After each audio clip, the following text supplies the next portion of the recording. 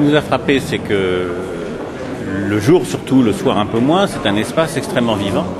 Je crois que c'est un grand espace tertiaire, hein, il y a beaucoup de bureaux dans cette rue Alsace-Lorraine, un grand espace commercial, mais qui ne se limite pas à la place, qui diffuse dans toutes les rues autour, qui sont des rues assez bien aménagées, assez caractère médiéval comme ça, et tout d'un coup on débouche dans cette grande rue Alsace-Lorraine très spectaculaire, mais qui est beaucoup moins belle, qui a fait l'objet d'un ordre provisoire, mais qui est un peu une espèce de baisse de rythme par rapport au reste du centre-ville.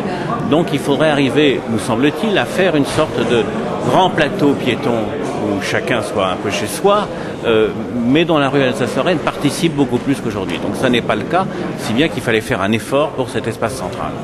Il y aura des circulations purement riveraines et de livraison, bien sûr, puisqu'il y a des grands magasins, des commerces importants, etc.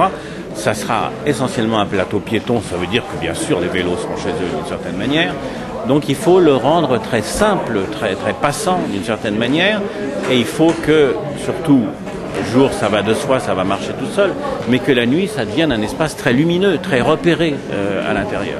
Donc on a beaucoup travaillé sur les mobiliers, sur des très beaux mobiliers, sur les rendus de lumière la nuit, etc., de manière à ce que ça devienne un espace très attirant. Voilà, c'est l'objectif de l'aménagement.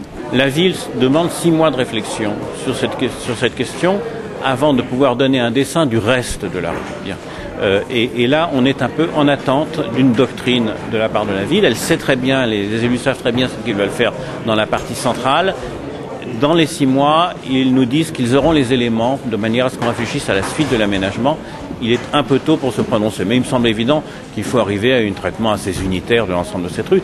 Elle est en soi une espèce de grand fragment très unitaire et très spectaculaire dans Toulouse, donc on ne va pas faire 10 sortes d'aménagements à l'intérieur du même secteur.